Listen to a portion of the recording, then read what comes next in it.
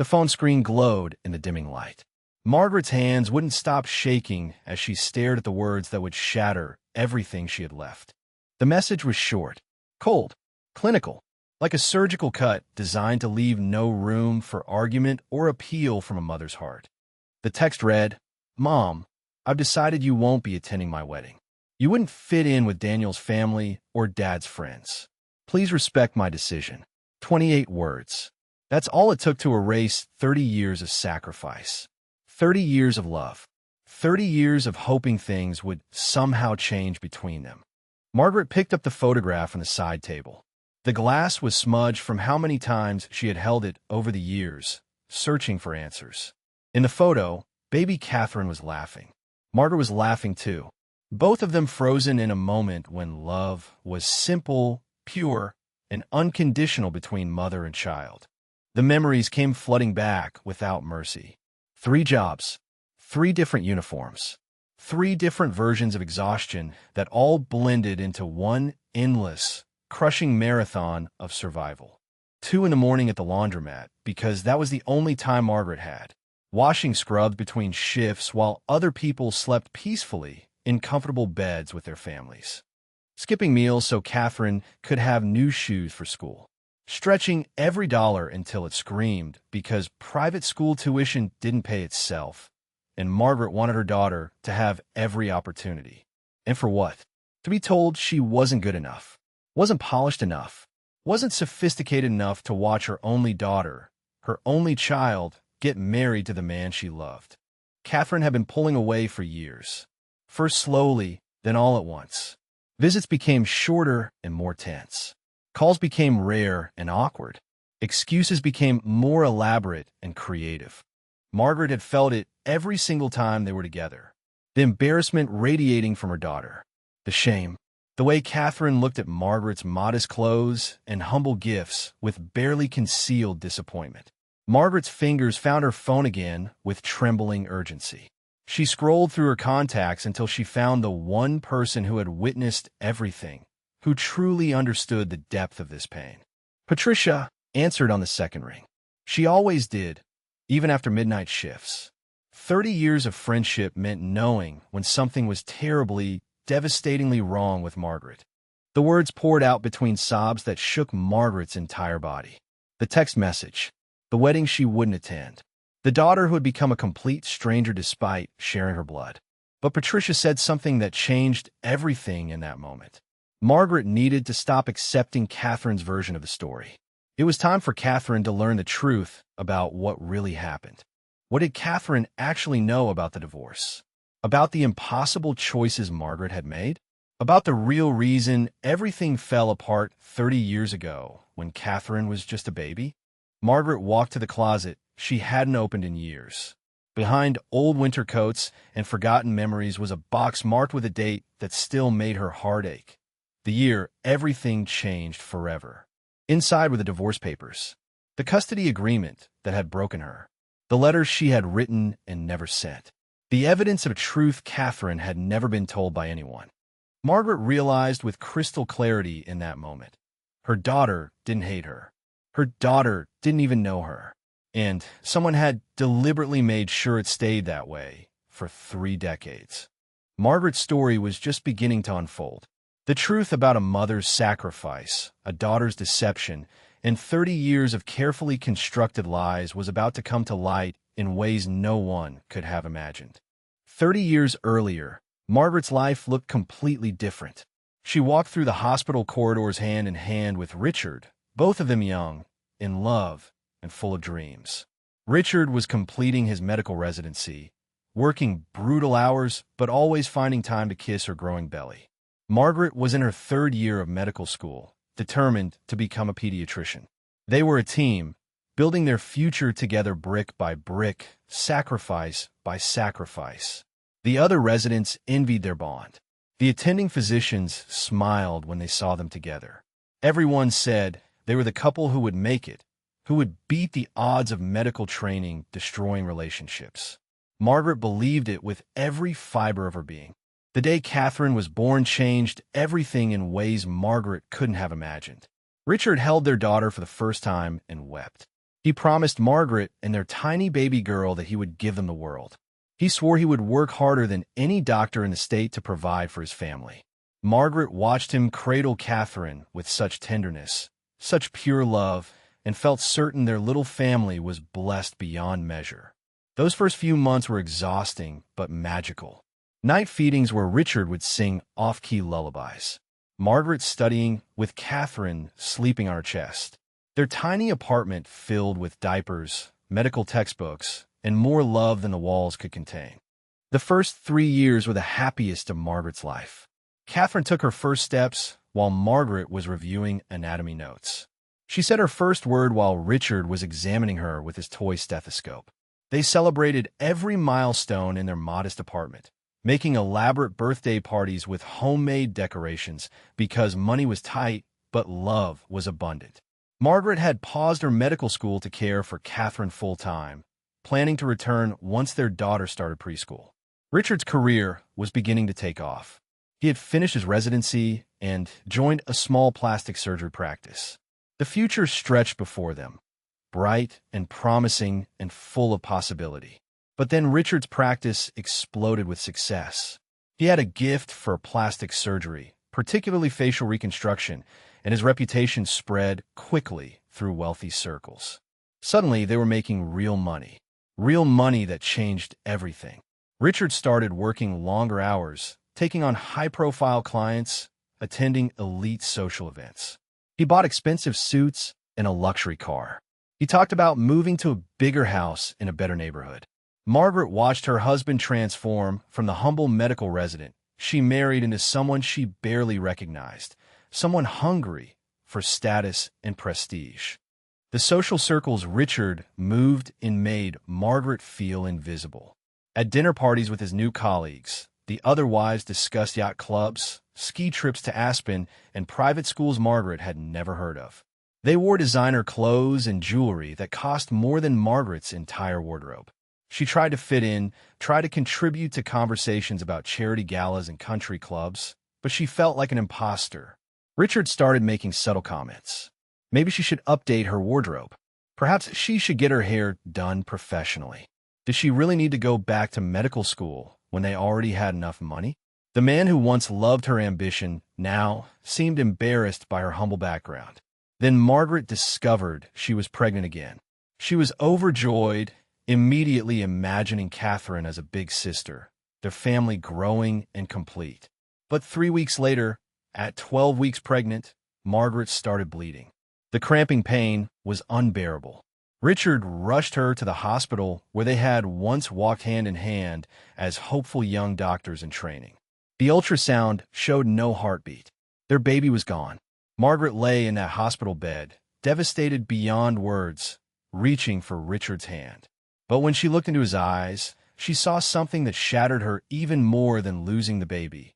Distance, coldness, impatience to get back to work, and his important patients. Richard left her alone in that hospital room. He said he had a surgery scheduled, a wealthy socialite who couldn't reschedule her facelift. Margaret spent that night by herself, mourning the baby she would never hold, processing trauma that required her husband's support. But Richard was performing cosmetic procedures for women who could pay premium prices. When he finally came back the next morning to take her home, he seemed annoyed that she was still crying. He told her they could try again later, that she needed to move on, that dwelling on tragedy wasn't productive. Margaret realized in that moment that she had lost more than a baby. She had lost her husband long before this. The Richard she married had disappeared, replaced by someone who valued money and status over family and love. What Margaret didn't know was that Richard had already begun an affair. Victoria was one of his patients, a wealthy divorced socialite who came in for a breast augmentation consultation. She was everything Margaret wasn't: polished, sophisticated, connected to the elite circles Richard desperately wanted to belong to. Victoria invited him to exclusive parties. She introduced him to potential investors for his dream of opening his own high-end plastic surgery clinic. She made him feel like the powerful, important man he believed he deserved to be. And she was falling in love with the image of success he projected not knowing the humble, hard-working man he used to be. Margaret discovered the affair by accident. Richard came home late one evening smelling of expensive perfume that wasn't hers. There were text messages he tried to hide. Credit card charges at restaurants and hotels he claimed were business expenses. When Margaret finally confronted him, Richard didn't even try to deny it convincingly. He admitted everything with cold, calculated precision, as if he had been planning this conversation for months. He was in love with Victoria. He wanted a divorce. He was building a new life that didn't include Margaret. And then he said the words that destroyed her. He was going to fight for full custody of Catherine. He could afford the best lawyers in the state. Margaret had no income, no completed degree, no way to fight him in court. If she tried to resist, he would make sure she lost everything, including her daughter. The divorce negotiations were a nightmare that still haunted Margaret decades later. Richard sat across from her, with 3 high-powered attorneys, while Margaret had a court-appointed lawyer who seemed overwhelmed and underprepared. Richard's terms were brutal and non-negotiable. He would keep the house they had bought together. He would keep all their savings. He would pay no alimony. Margaret would receive minimal child support, barely enough to cover basics. In exchange, Margaret would be allowed to see Catherine. Joint custody, but Catherine would live primarily with Richard in his new mansion with Victoria. Margaret's lawyer advised her to fight, to demand more, but Richard leaned forward with cold eyes and whispered the threat that broke her. If she fought him, he would seek full custody and she would lose Catherine completely. He had the money, the reputation, the connections to make it happen. So Margaret signed away everything to protect the one thing that mattered, her relationship with her daughter. Margaret moved through her shift at the hospital like she had for the past 30 years, but everyone could see something was different. Her smile didn't reach her eyes anymore. Her usual warmth with patients felt forced, mechanical. The other nurses exchanged concerned glances when Margaret stared blankly at charts, her mind clearly somewhere else. During her lunch break, she sat alone in the cafeteria, barely touching her food, staring at her phone as if willing it to ring. The wedding invitation she never received haunted every quiet moment. The daughter she sacrificed everything for didn't want her present at the most important day of her life. How had it come to this? How had 30 years of devotion resulted in complete rejection? Patricia found Margaret during her break, crying quietly in the staff room where she thought no one would see. Patricia had watched this unfold for decades, had witnessed every missed birthday call from Catherine, every canceled visit, every hollow excuse. She pulled up a chair and took Margaret's hands firmly. Patricia told her friend what she had been afraid to say for years. Margaret needed to fight for her place in Catherine's life. She couldn't keep accepting crumbs of attention and affection. She couldn't keep making excuses for a daughter who treated her like an embarrassment. The wedding exclusion wasn't just cruel. It was the culmination of years of calculated distance. And Patricia was convinced someone had poisoned Catherine against Margaret systematically, deliberately, for decades. Margaret's mind drifted to the memories she tried so hard to suppress. Catherine at 14, hurrying past her at school pickup while her wealthy friends watched. The way Catherine's face flushed with shame when Margaret arrived in her old sedan, still wearing scrubs from her shift. Margaret had brought Catherine's favorite homemade cookies for her birthday, spent hours baking them after a double shift. Catherine barely looked at them, muttered a quick thanks, and practically ran to get in the car before her friends could see her mother's humble appearance. Margaret drove home that day, with tears streaming down her face, the cookies untouched on the passenger seat, wondering what she had done wrong to deserve such coldness from the child she loved more than life itself. While Margaret worked 3 jobs to afford Catherine's private school tuition and basic necessities, Catherine was living in Richard's mansion like a princess in a castle. She had her own suite with a walk-in closet full of designer clothes. She drove a BMW Richard bought for her 16th birthday. She vacationed in Europe every summer with Richard and Victoria. She attended elite social events where everyone knew her as the daughter of the famous plastic surgeon. Catherine grew up surrounded by wealth, privilege, and luxury that Margaret could never provide. And somewhere along the way, Catherine began to believe the narrative Richard carefully constructed, that Margaret was poor because she was lazy, unsuccessful because she lacked ambition, absent because she didn't care enough to be present in Catherine's life. Margaret remembered Catherine's 20th birthday with painful clarity. She had saved for months to buy Catherine a beautiful silver necklace with a small heart pendant. It wasn't expensive by Catherine's standards, but it was everything Margaret could afford. When she gave it to Catherine at their brief coffee meeting, her daughter opened it with barely concealed disappointment. Catherine thanked her politely, the way one might thank a distant acquaintance for a forgettable gift. Then Catherine showed Margaret the diamond bracelet Richard had given her that morning, worth more than Margaret earned in 6 months. The comparison hung in the air between them, unspoken but deafening. Margaret watched her daughter slip the modest necklace into her purse without even trying on, and felt her heart crack a little more. What Margaret didn't know was how Richard had systematically poisoned Catherine's mind against her for years. He never said anything overtly cruel about Margaret in front of Catherine. He was far too clever for that. Instead, he made subtle comments that planted seeds of doubt and resentment. When Catherine asked why her parents divorced, Richard sighed sadly and said Margaret had wanted the money more than she wanted their family.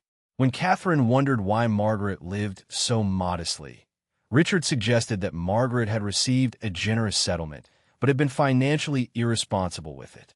When Catherine asked why Margaret didn't attend school events, Richard implied that Margaret chose work over her daughter because career was always more important to her than family. Victoria played her part in this carefully orchestrated campaign. She would make sympathetic comments about how hard it must be for Catherine to have a mother who couldn't relate to her lifestyle. She suggested that Margaret's absence from their lives was probably for the best, since Margaret wouldn't understand their world anyway. She bought Catherine expensive gifts and took her on shopping trips, subtly reinforcing the message that love could be measured in dollars and that Margaret's modest presents were evidence of inadequate affection. Richard and Victoria created an alternative narrative where they were the devoted parents who gave Catherine everything, while Margaret was the disappointing figure who had abandoned them all for selfish reasons. Back in her small apartment after her shift, Margaret pulled out the photo albums she kept of Catherine's childhood. Every school play she had attended, sitting in the back row after rushing from work. Every birthday party she had thrown in their tiny apartment, making decorations by hand because store-bought was too expensive.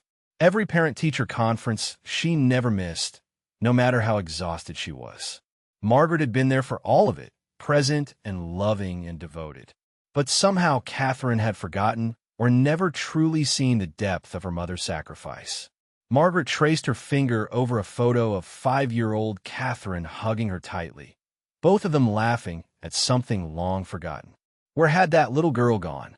When had she stopped seeing Margaret as her mother and started seeing her as an embarrassment? Patricia's words echoed in Margaret's mind. It was time to fight, not with anger or bitterness, but with truth. Margaret opened her laptop and began to write a letter to Catherine.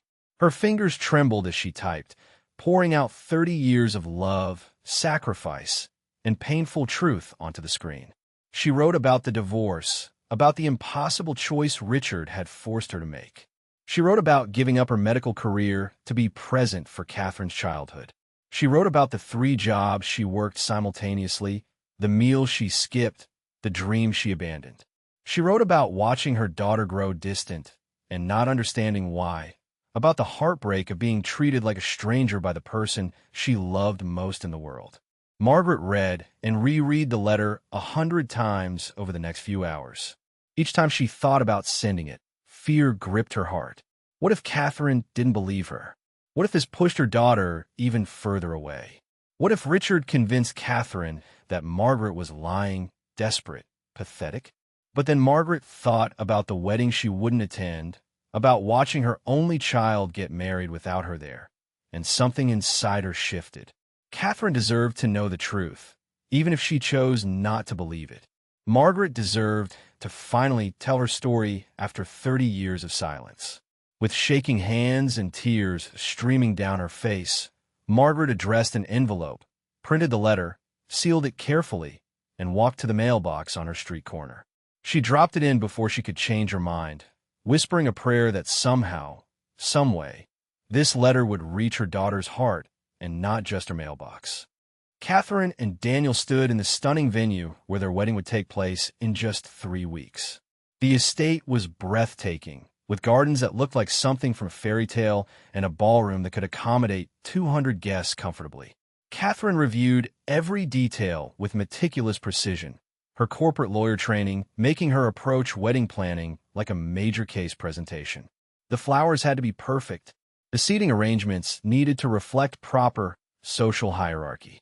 Every element had to communicate success, elegance, and sophistication. This wasn't just a wedding. It was a statement about who Catherine Reynolds had become. A successful attorney marrying into a respected business family, far removed from humble beginnings she barely remembered. Victoria had taken charge of much of the wedding planning, treating Catherine like the daughter she never had. Richard sat in the bridal boutique, beaming with pride as Catherine modeled $1,000 gowns. He made jokes about how far his little girl had come, how she had grown into such an impressive woman. Victoria agreed enthusiastically, mentioning how wonderful it was that Catherine had been raised with proper values and exposure to the right kind of people. Neither of them mentioned Margaret. In fact, the wedding planning had proceeded for months without Margaret's name coming up even once. It was as if she simply didn't exist, had never existed, was just an unfortunate footnote in Catherine's early childhood that everyone had agreed to forget. But Daniel had started asking questions that made Catherine uncomfortable. He came from a working-class family in Ohio, where his parents had run a small hardware store for 40 years. Family meant everything to Daniel, and the idea of getting married without a parent present seemed incomprehensible to him.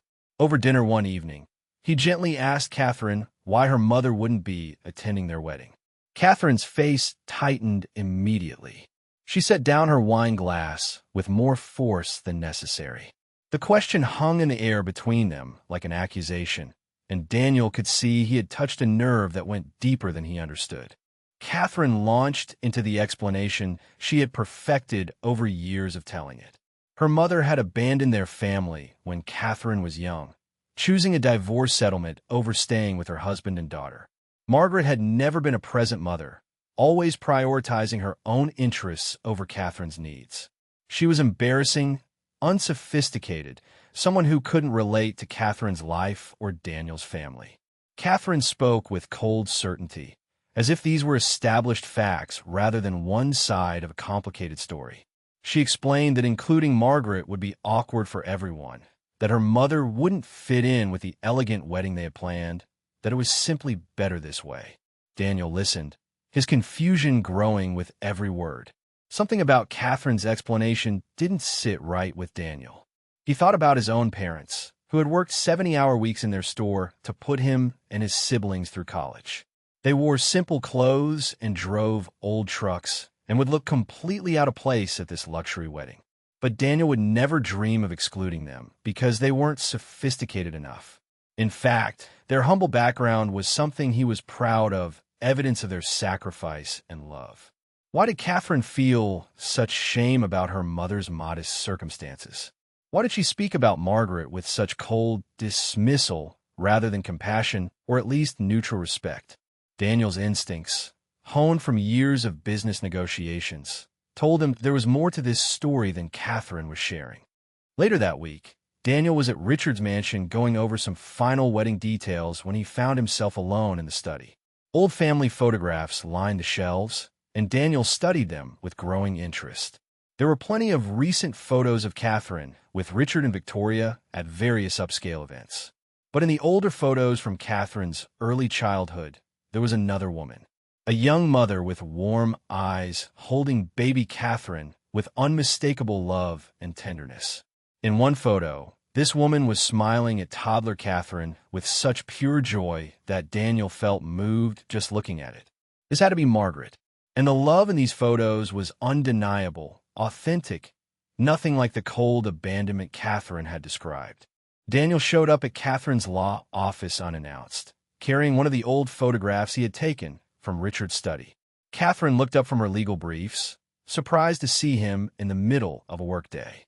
Daniel placed the photo on her desk gently. It showed 3-year-old Catherine being held by Margaret, both of them laughing at something outside the frame. The love captured in that moment was impossible to deny. Daniel asked quietly why someone who looked at her daughter with such devotion would abandon her family. Why would a mother who clearly adored her child suddenly become the cold, selfish woman Catherine described? The question was simple, but it struck at the foundation of everything Catherine believed about her childhood. Catherine's defenses went up immediately. She insisted that people could be good at performing for cameras while being absent in real life. She explained that her father had told her the truth about the divorce, about how Margaret had chosen money over family. She rattled off all the reasons why Margaret wasn't part of her life anymore, why she didn't deserve to be at the wedding. But as Catherine spoke, Daniel noticed something he had never seen before: uncertainty flickering in her eyes. Her voice was too loud, too insistent, like someone trying to convince herself as much as the person listening. Daniel didn't argue with her, but he left her office that day with a resolve forming in his mind. Something wasn't adding up, and before he married Catherine, he needed to understand what really happened 30 years ago. Daniel decided to talk to Richard directly. He showed up at Richard's home office under the pretense of discussing wedding logistics. But once they were alone, Daniel shifted the conversation to Margaret. He asked Richard point-blank why Catherine's mother wouldn't be attending the wedding. Richard's expression hardened instantly. He launched into a rehearsed explanation about Margaret being difficult, about the divorce being her choice, about how he had tried to maintain her relationship with Catherine, but Margaret had been inconsistent and unreliable. Richard spoke with such authority and conviction that someone who didn't know better would believe every word. But Daniel had spent his career reading people, identifying when someone was hiding something, and every instinct told him Richard was lying. Daniel left Richard's mansion that evening more troubled than before. The story Richard told was smooth, polished, too perfect. It had the quality of something practiced over many years until it became the official version of history. But Daniel kept thinking about those old photographs, about the genuine love in Margaret's eyes as she held her baby daughter. He thought about his own parents and how they would do anything for their children, sacrifice everything without hesitation. What if Margaret had been like that too? What if the real story was completely different from what Catherine had been told her entire life? Daniel made a decision as he drove home. He was going to find out the truth, even if it meant uncovering secrets that would shatter the foundations of Catherine's beliefs about her family. Margaret couldn't sleep. The wedding was 2 weeks away now, and the reality of missing her daughter's most important day consumed every waking thought and haunted her dreams. She sat at her small desk in the corner of her bedroom, surrounded by framed drawings Catherine had made as a child, and pulled out a blank piece of stationery. Patricia's words echoed her mind. Catherine deserved to know the truth. Margaret had already sent one letter days ago, but she had no way of knowing if Catherine had even received it, much less read it. Tonight, Margaret felt compelled to write again, to pour out everything she had kept silent for 30 years. Her hand trembled as she picked up the pen, but she began to write. The words flowed from Margaret's pen like a dam finally breaking. She wrote about the night Catherine was born, about holding her for the first time and feeling a love so overwhelming it physically hurt. She wrote about the early years when they were a happy family, before Richard's success changed everything. She wrote about the devastating miscarriage and how Richard had left her alone in that hospital room, the moment she realized her marriage was already over. She wrote about discovering Richard's affair with Victoria and the crushing confrontation that followed. Margaret's tears fell onto the pages as she wrote, but she didn't stop. She needed Catherine to understand what really happened, needed her to know that every single decision Margaret made was motivated by desperate love for her daughter.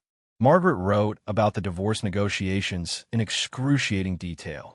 She explained how Richard had sat across from her with 3 powerful attorneys and threatened to take Catherine away completely if Margaret fought for anything. She wrote about the impossible choice: lose everything material but maintain some presence in Catherine's life, or fight for what she deserved and risk losing her daughter forever. Margaret described signing away the house, the savings, her future financial security. Also, Catherine would still have a mother in her life.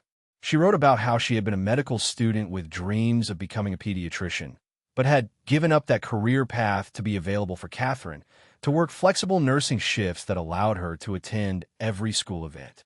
The letter described moments Catherine probably didn't remember or had forgotten. Margaret wrote about working the night shift at the hospital and going straight to Catherine's school play at 8 in the morning, still in scrubs because there wasn't time to change. She wrote about the Christmas when she worked 3 jobs simultaneously and could barely afford a small artificial tree and modest gifts, but made sure Catherine had presents to open. She wrote about the countless times she skipped meals so Catherine could have lunch money for school, about wearing the same worn coat for 5 winters so Catherine could have a new one each year. Margaret wanted Catherine to understand that poverty wasn't a choice or a character flaw. It was the price Margaret paid to be her mother. Margaret wrote about the pain of watching Catherine pull away over the years. She described Catherine's increasingly cold responses to her modest gifts, the way her daughter looked embarrassed to be seen with her in public, the visits that became shorter and more uncomfortable. Margaret wrote about wondering what she had done wrong, about lying awake at night, trying to understand how the loving little girl who used to run into her arms had become a stranger who could barely tolerate her presence. She wrote about overhearing Catherine once, at age 16, tell a friend that her mother was kind of pathetic, and how those words had shattered something fundamental inside Margaret's heart that never fully healed. But the letter wasn't just about pain. Margaret also wrote about the joy Catherine had brought to her life. She wrote about Catherine's first word, her first steps, the way she used to fall asleep on Margaret's chest after nursing. She wrote about teaching Catherine to read, about their Saturday morning pancake tradition when Catherine was little, about the way Catherine used to save her best drawings to show Margaret first. Margaret wanted her daughter to know that despite everything, despite the heartbreak and rejection, being Catherine's mother was the greatest privilege and honor of her life. Not a single sacrifice was made with regret. Not a single moment of hardship diminished the pure love Margaret felt for her daughter. Margaret wrote about the divorce clause that Richard had broken. She explained that part of their agreement included a provision that Richard would not speak negatively about Margaret to Catherine, would not poison their daughter against her. Margaret wrote that she suspected Richard had violated this agreement systematically for 30 years, feeding Catherine a false narrative about why the marriage ended and who Margaret really was. She wrote that she had remained silent about Richard's failures as a husband and father because she didn't want Catherine caught in the middle, didn't want to force their daughter to choose sides. But now Margaret wondered if that silence had been a mistake, if protecting Richard's image had cost her the relationship with her own child. The final paragraphs of Margaret's letter addressed the wedding directly.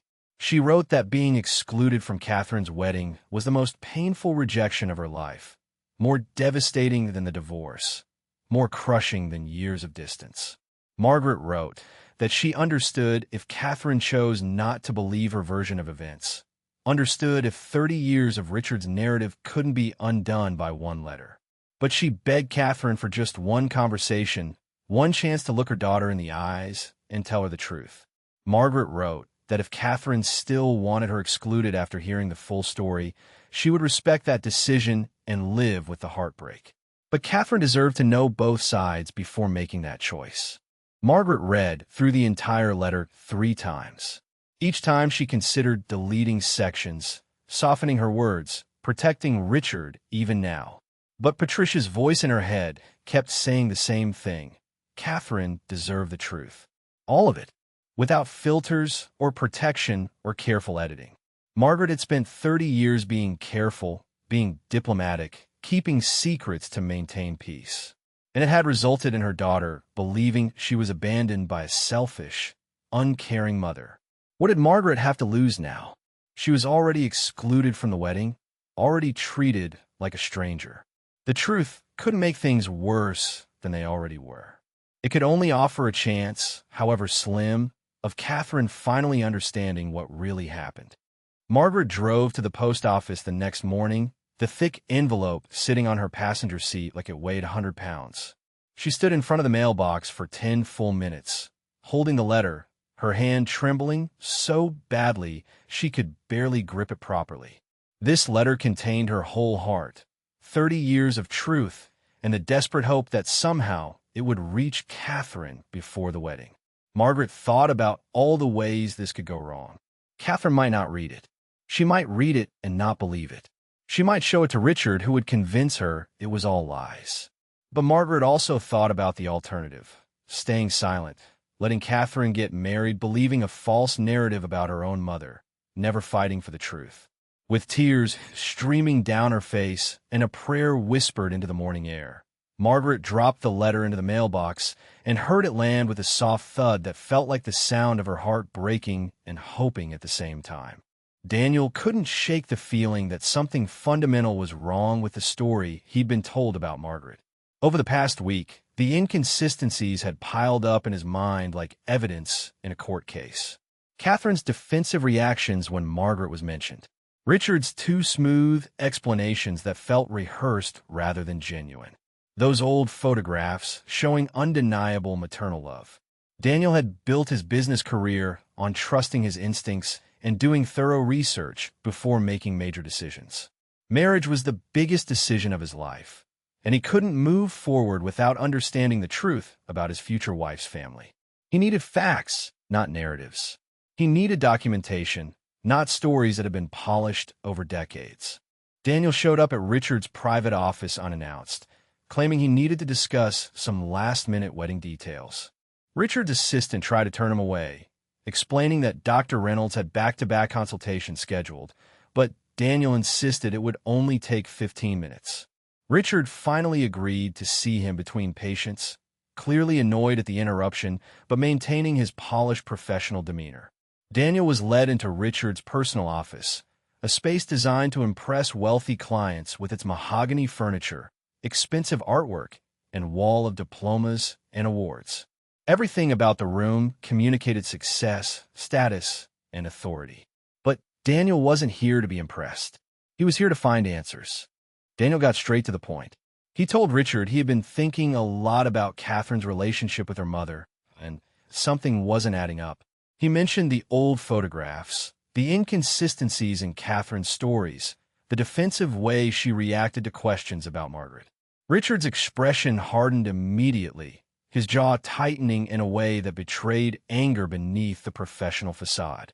Richard launched into the familiar explanation about Margaret being difficult during the divorce, about her choosing money over family, about how he had tried to maintain her relationship with Catherine, but Margaret had been unreliable.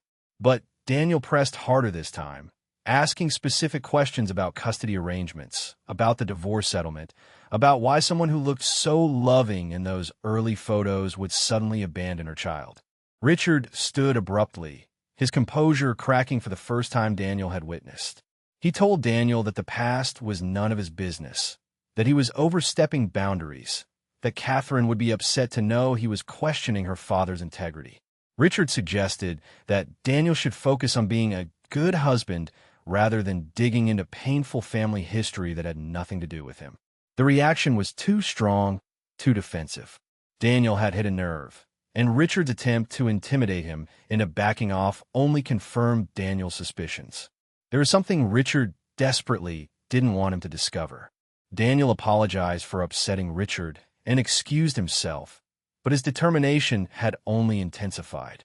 2 days later, Daniel returned to Richard's mansion for what was supposed to be a final walkthrough of wedding logistics with Catherine and her father. But Daniel arrived early, intentionally. He told Victoria that Catherine was running late and Richard was on a phone call, which gave him a 15-minute window alone. Daniel knew this was ethically questionable, possibly even wrong, but his conscience told him that uncovering truth mattered more than respecting boundaries that protected lies. He went to Richard's home office where he had seen the old photographs. If there were photos, there might be other documents. He tried the filing cabinet, expecting it to be locked, but it opened easily. Inside were dozens of folders organized by year. Daniel found a folder marked with the year of Richard and Margaret's divorce. His hands trembled slightly as he opened it, knowing he was crossing a line but unable to stop himself. Inside were copies of the divorce papers, custody agreements, and correspondence between lawyers.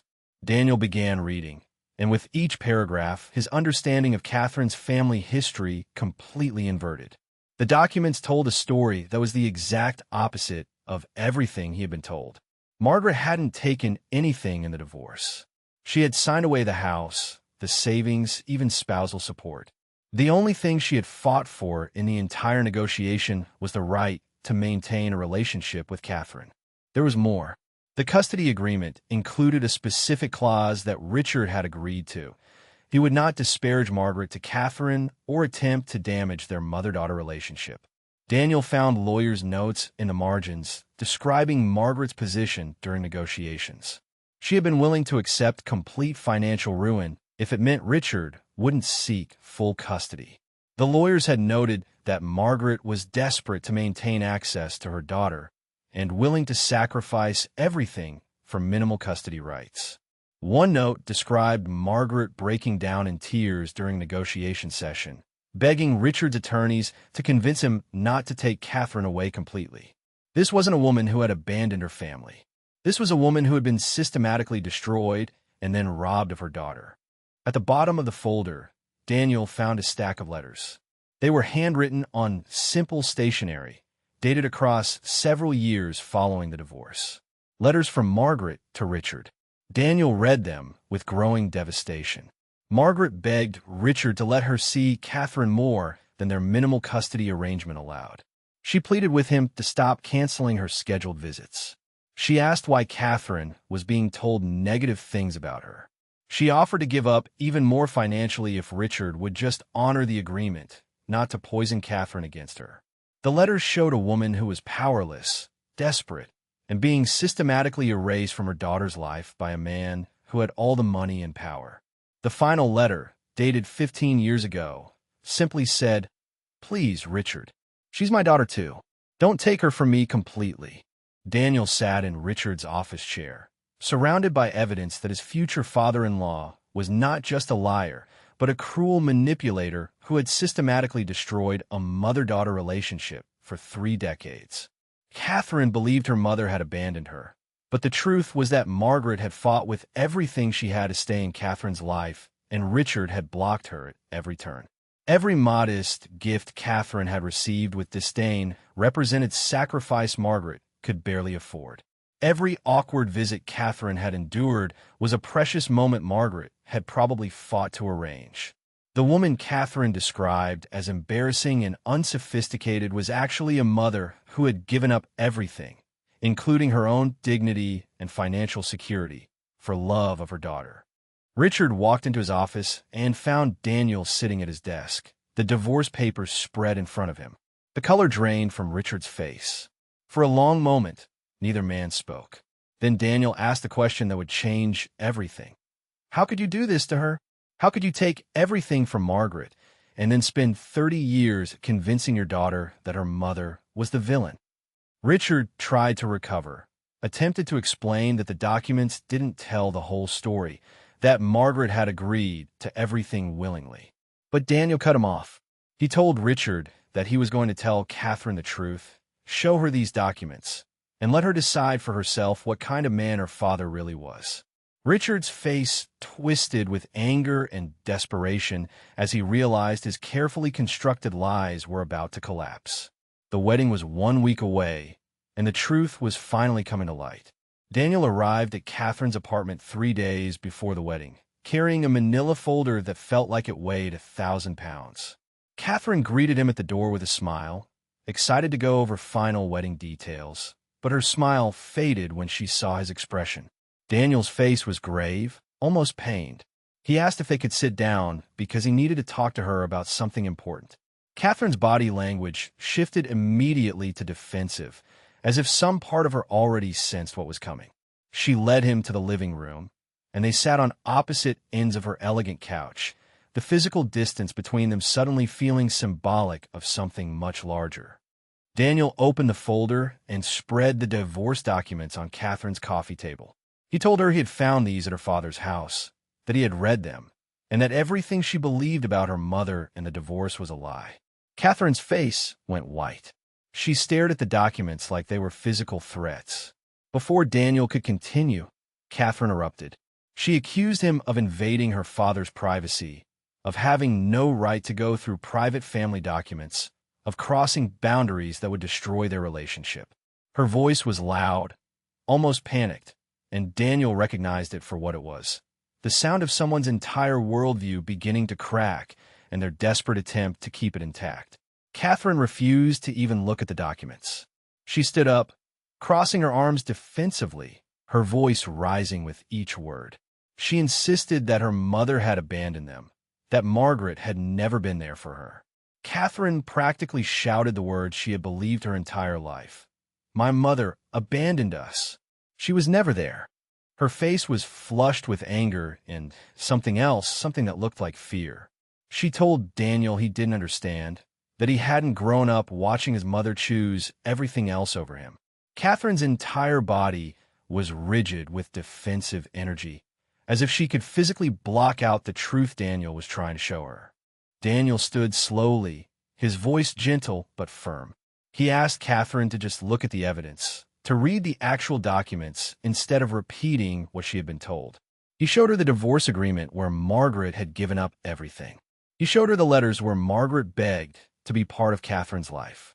He told Catherine the details she had never known, that her mother had worked 3 jobs simultaneously to make ends meet, that Margaret had never remarried or even dated because all her energy went to surviving and trying to maintain their relationship, that Margaret lived in a modest apartment not because she was irresponsible, but because she had sacrificed her own financial security to avoid a custody battle she couldn't win. Catherine finally took the documents from Daniel's hands. Her fingers trembled as she began to read. Daniel watched her face transform as she absorbed the custody agreement, the financial settlement, the lawyer's notes describing Margaret's desperation. Catherine read certain passages out loud, her voice breaking. Mother agrees to relinquish all claim to marital assets in exchange for continued visitation rights. Client is willing to accept poverty rather than risk losing access to her daughter. The words on the page contradicted everything Richard had told her for 30 years. Catherine's breathing became rapid and shallow as the foundation of her beliefs began to crumble. Catherine's mind flooded with memories she had suppressed or reinterpreted through Richard's narrative. She suddenly saw them with new eyes. Her mother showing up to every school play, always looking exhausted but smiling warmly. Margaret had probably come straight from a nursing shift. Those modest birthday presents that Catherine had received with such disdain, they represented hours of work and careful budgeting from a woman living on almost nothing. The times Margaret had seemed sad during their brief visits, it wasn't disinterest, it was heartbreak at being kept at arm's length from her own daughter. Every memory was recontextualizing itself with devastating speed, showing Catherine a completely different story than the one she had believed. Catherine remembered specific moments with her father now. The way Richard would subtly change the subject whenever Catherine asked about her mother. The comments that seemed sympathetic but were actually poison. It's sad your mother couldn't be more present in your life. Some people just aren't built for the sacrifices parenthood requires. Richard had never explicitly said Margaret was a bad mother, but he had carefully constructed that impression through 1,000 subtle implications over decades. Catherine felt sick as she realized how thoroughly she had been manipulated, how she had been turned into a weapon against her own mother without even knowing it. The full weight of what Catherine had done crashed over her like a tsunami. She had spent 30 years rejecting a woman who loved her unconditionally. She had treated her mother with cold disdain and barely concealed embarrassment. She had excluded Margaret from her wedding, the most important day of her life, based on lies. Catherine's sobs were deep and wrenching, the sound of someone's heart breaking as they realized they had been cruel to the wrong person for decades. She had punished an innocent woman for crimes she never committed while treating her real manipulator like a hero. The guilt was so overwhelming that Catherine could barely breathe. Through her tears, Catherine suddenly remembered something. Her mother had sent a letter. It had arrived 2 days ago. Catherine had seen Margaret's handwriting on the envelope and had tossed it on her bedroom dresser without opening it, too busy with wedding preparations to deal with what she assumed would be another awkward attempt at connection. But now, knowing what she knew, that letter took on completely different significance. Catherine stood abruptly and ran to her bedroom, Daniel following behind her with concern. She needed to read what her mother had written. She needed to hear Margaret's voice, her side of the story, the truth that had been hidden for 3 decades. Catherine found the envelope on her dresser, still sealed. Her hands shook so badly she could barely open it. Inside were multiple pages in her mother's careful handwriting. Catherine began to read, and with every sentence, her heart shattered more completely.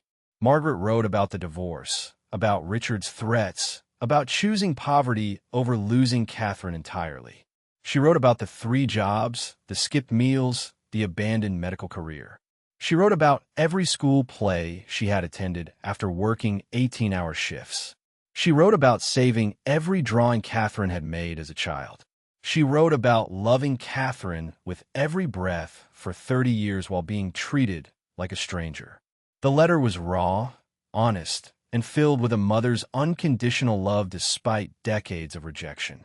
Catherine read it 3 times, tears streaming down her face, before she finally looked up at Daniel and whispered, "What have I done?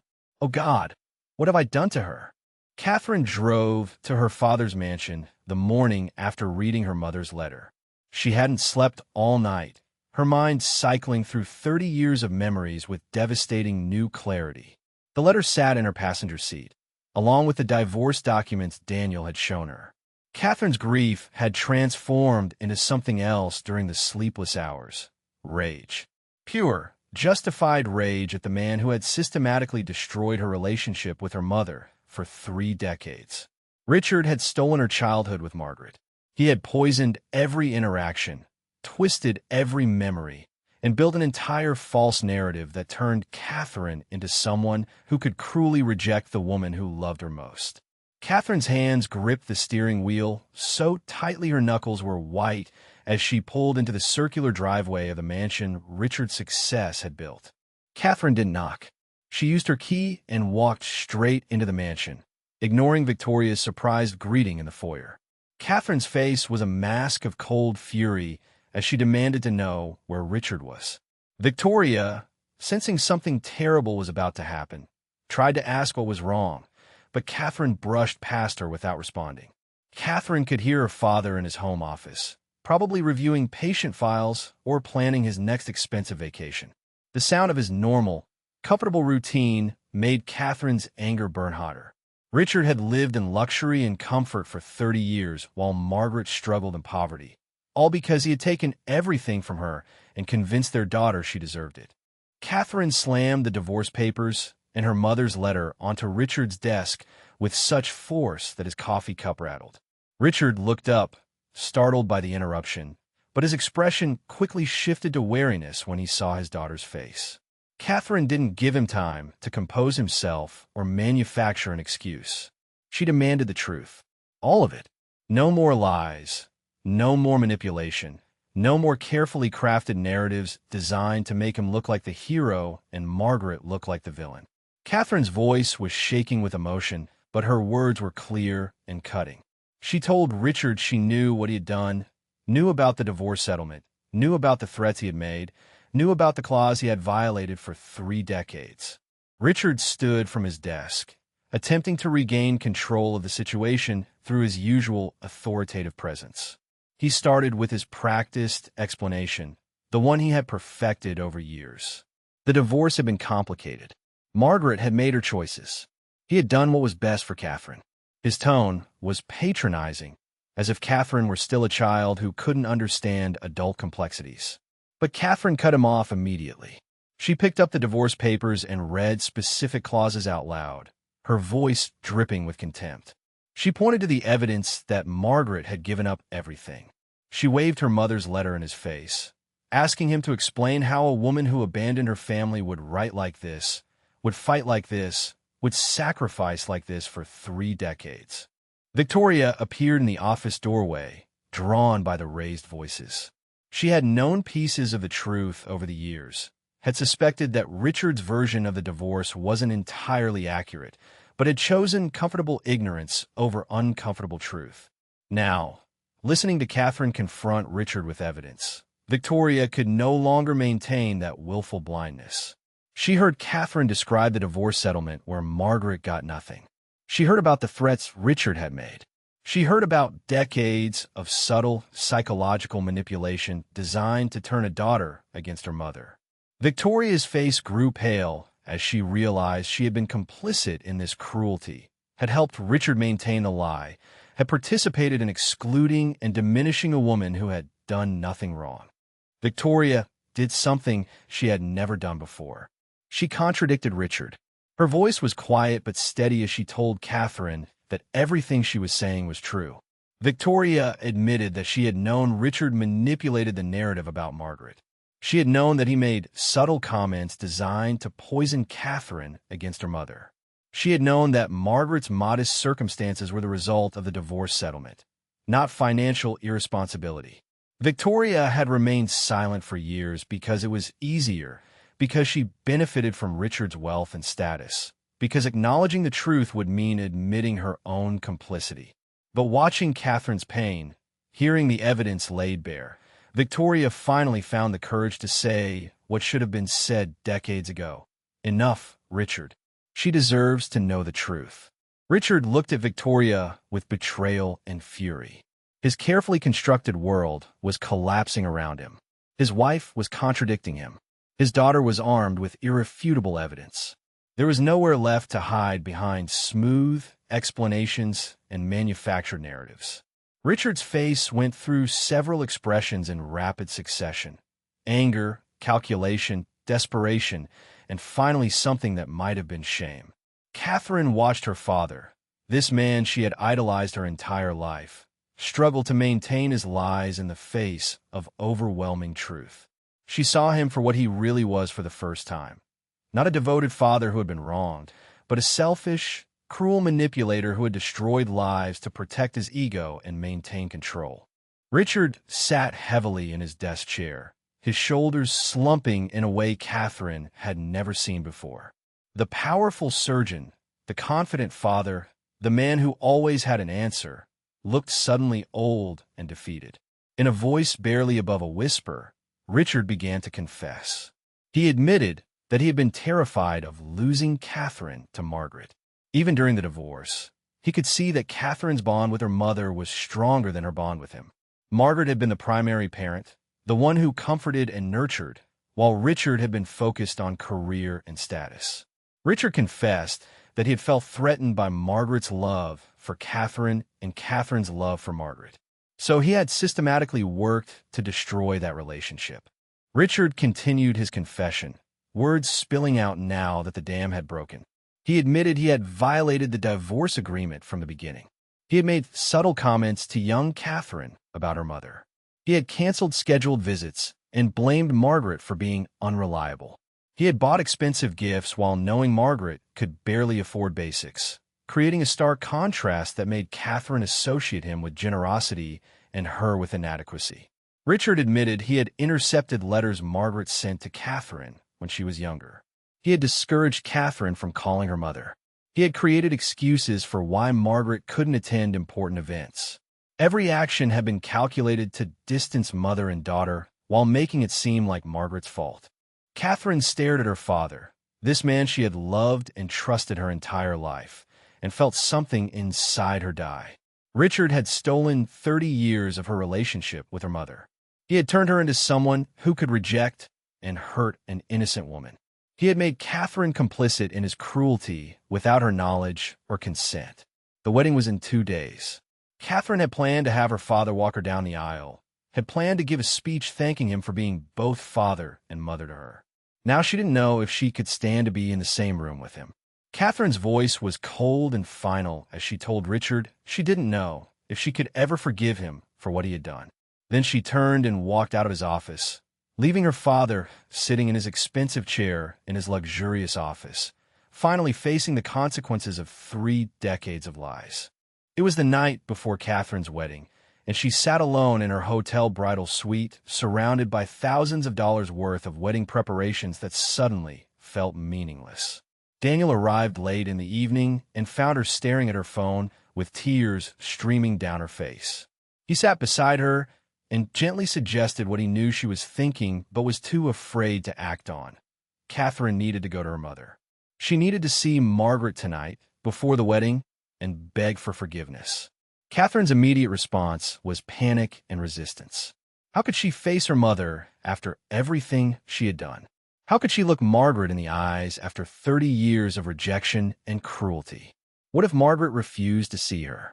What if her mother had finally had enough and wanted nothing to do with her anymore? Catherine was paralyzed by shame and fear. She told Daniel she didn't deserve her mother's forgiveness, that she had been unspeakably cruel for decades, that showing up now would be selfish. Catherine's voice broke as she described the countless ways she had hurt her mother. The cold responses to modest gifts, the shortened visits, the embarrassment she had shown when seen with Margaret in public, and finally, the ultimate rejection of excluding her from the wedding. How could anyone forgive that level of sustained cruelty? Daniel took both of Catherine's hands and spoke with gentle firmness. He told her that her mother had been fighting to be part of her life for 30 years, that Margaret's love was unconditional and unbreakable. If Catherine didn't go to her mother tonight, she would regret it for the rest of her life. Nothing was more important than this moment.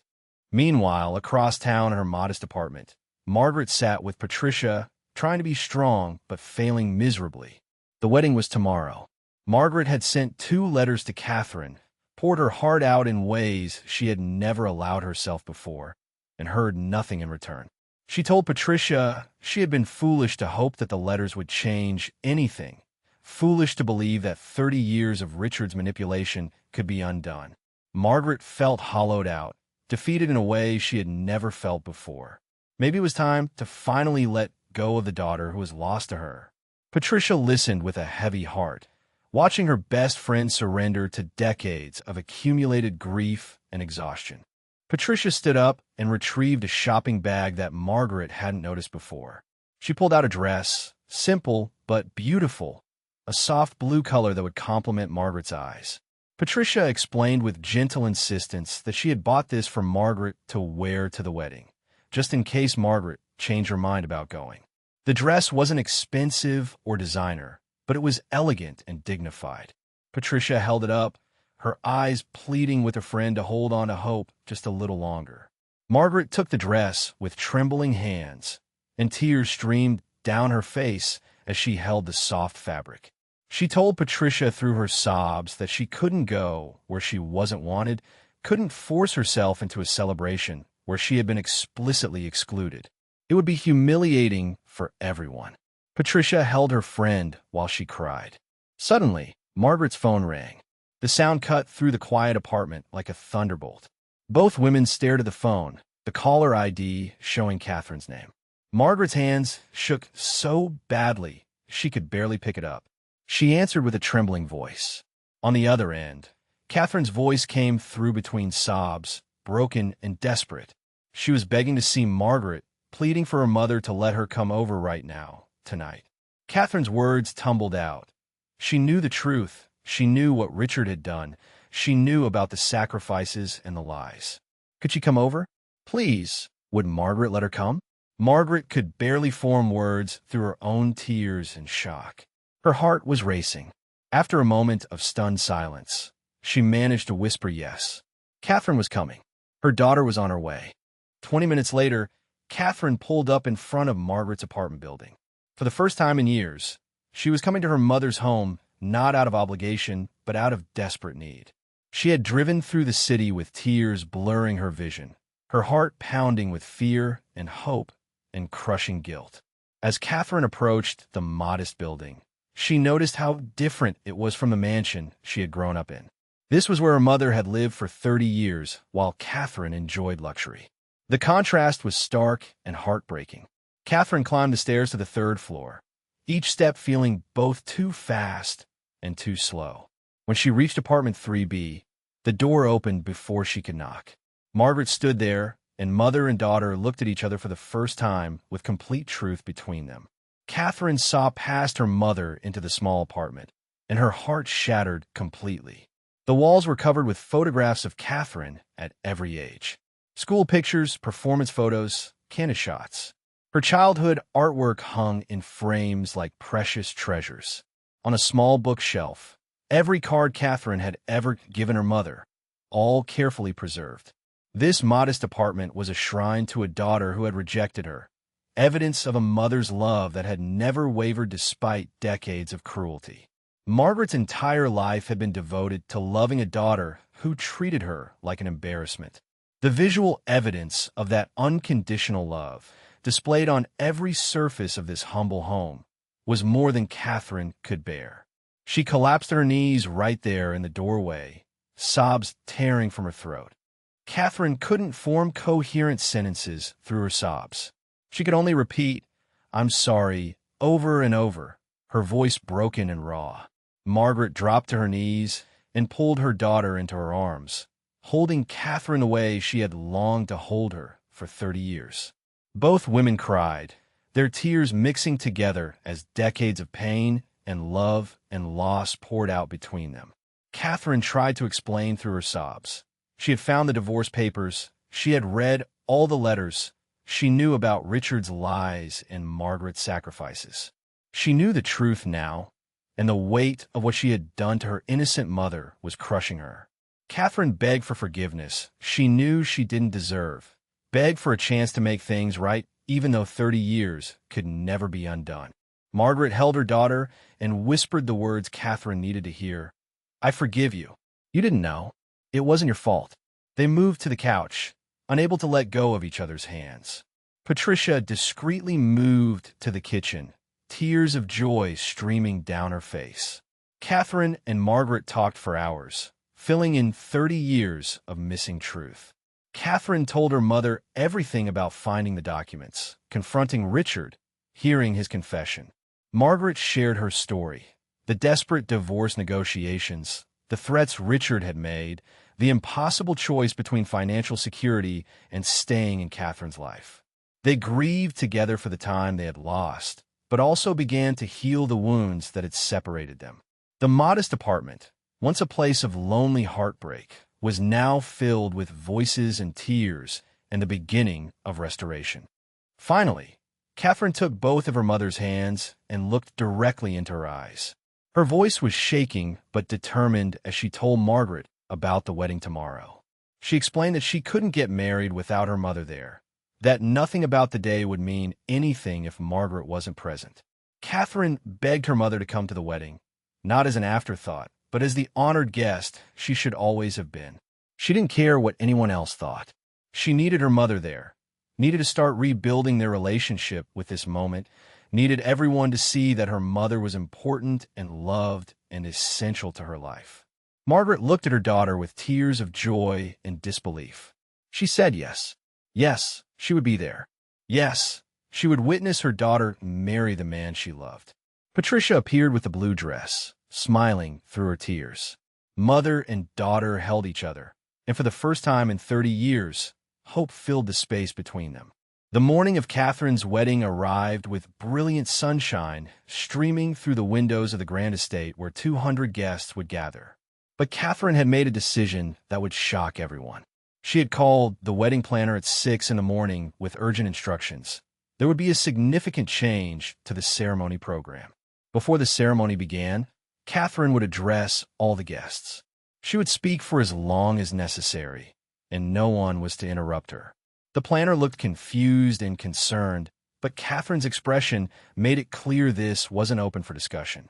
Catherine had spent her entire life performing for these people, maintaining an image of perfection.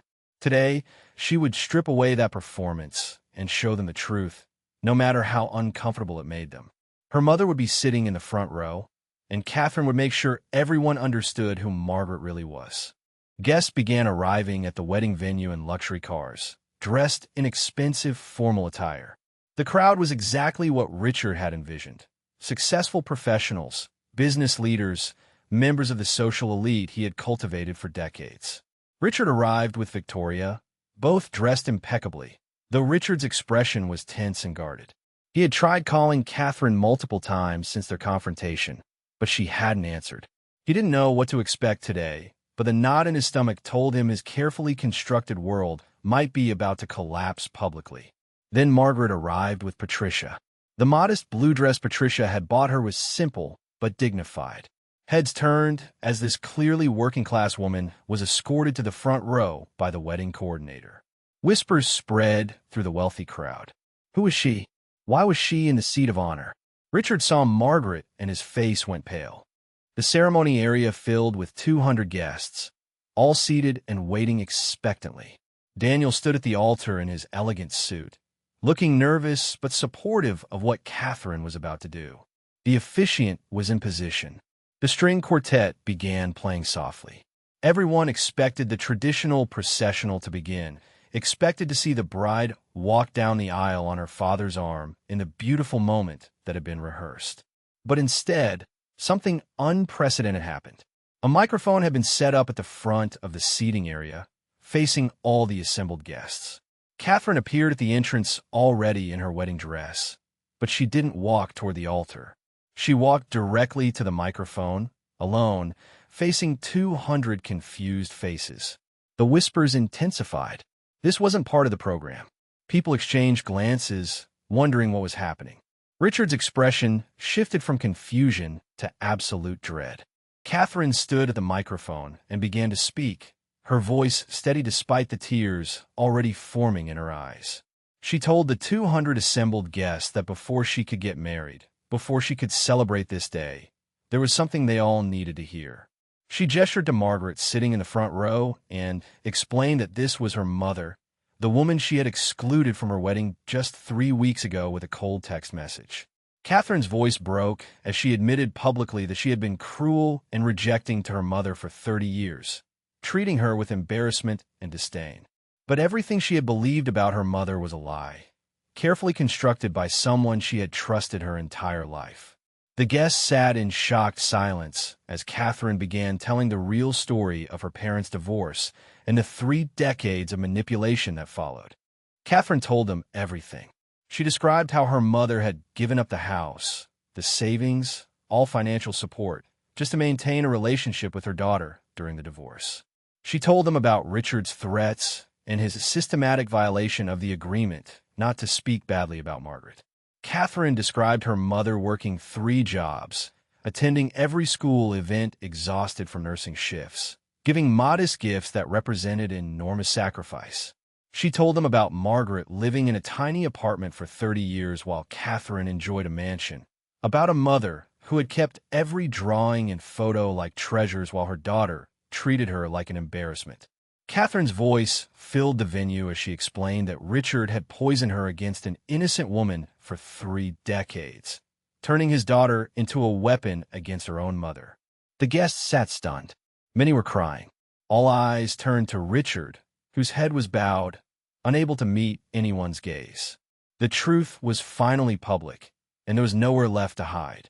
Catherine's voice cracked with emotion as she told the guests that her mother was the strongest, most loving person she had ever known.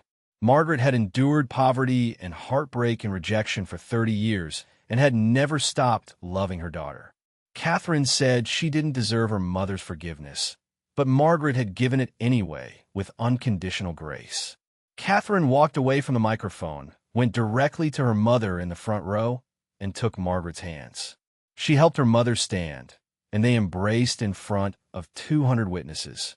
Both women cried, holding each other while the guests watched in silence. Many people in the crowd were wiping away tears, moved by the raw honesty and love displayed before them. This wasn't the polished, perfect wedding they had expected. This was real, messy, human truth being spoken with courage and vulnerability. Catherine made one final announcement that shocked everyone again. She would walk down the aisle with both of her parents. Richard and Margaret would walk her to the altar together.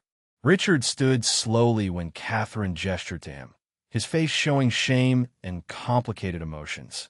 Margaret moved to Catherine's other side, still crying but with dignity and grace. The string quartet began playing, and Catherine walked down the aisle flanked by both parents.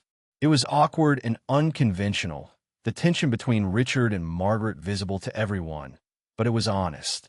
Catherine was publicly claiming both parents, acknowledging the complicated truth of her family rather than pretending everything was perfect. When they reached the altar, Catherine hugged her mother tightly first, whispering words of love and gratitude. She gave her father a brief, complicated embrace, acknowledging him but not excusing what he had done. Then Richard and Margaret took their seats on opposite sides of the front row, and the ceremony finally began as planned. At the reception during the traditional toasts, Catherine gave another speech dedicating everything to her mother. She thanked Richard briefly for providing materially, but the entire focus was on Margaret. Catherine told stories about her mother showing up to school events exhausted in scrubs, about modest presents that represented more sacrifice than any expensive gift Richard had ever bought, about Margaret keeping every drawing and card in her small apartment like precious treasures. Catherine's voice filled with emotion as she told the guests that her mother had taught her the most important lesson. True love isn't measured in money or status, but in sacrifice, endurance, and unconditional commitment through decades of rejection. The reception erupted in applause, many guests openly crying. Margaret sat at the head table, tears of joy streaming down her face, finally receiving the public honor and recognition she had deserved for 30 years. Catherine raised her glass to her mother, and 200 guests followed, toasting the woman whose love had survived everything. 3 months after the wedding, the scene shifted to a simple coffee shop where Catherine and Margaret sat together at their weekly lunch. They talked and laughed like they were making up for 30 years of lost conversations. Catherine shared stories about work and married life with Daniel. Margaret told her about shifts at the hospital and time with Patricia. The awkwardness that had existed between them for decades had melted away completely, replaced by genuine intimacy and comfort. Catherine visited her mother's modest apartment regularly now, no longer ashamed, but instead appreciating it as a symbol of her mother's strength and character. They were rebuilding their relationship one coffee date, one conversation, one shared moment at a time. The mother and daughter who had been strangers for 3 decades were becoming best friends, and the joy on both their faces showed that healing was not just possible, but actually happening. The final scene showed Margaret holding her newborn granddaughter for the first time. Baby Margaret, named in honor of the grandmother who had sacrificed everything and loved unconditionally through 3 decades of rejection. Catherine watched from her hospital bed, exhausted but radiantly happy as she saw her mother cradle the tiny infant with tears of joy streaming down her face. Daniel stood beside them with his hand on his mother-in-law's shoulder, grateful that his search for truth had led to this moment of complete restoration. Margaret whispered to her granddaughter about all the love she would receive, about the family she would know, about the truth she would grow up understanding. This baby would never doubt her grandmother's love, would never be manipulated into rejecting someone who treasured her. Catherine had broken the cycle of lies, had chosen truth over comfort, and had restored what seemed irreparably broken. The story ended with 3 generations together, a mother whose love never failed, a daughter who found the courage to seek truth, and a granddaughter who would grow up knowing the unbreakable power of unconditional love.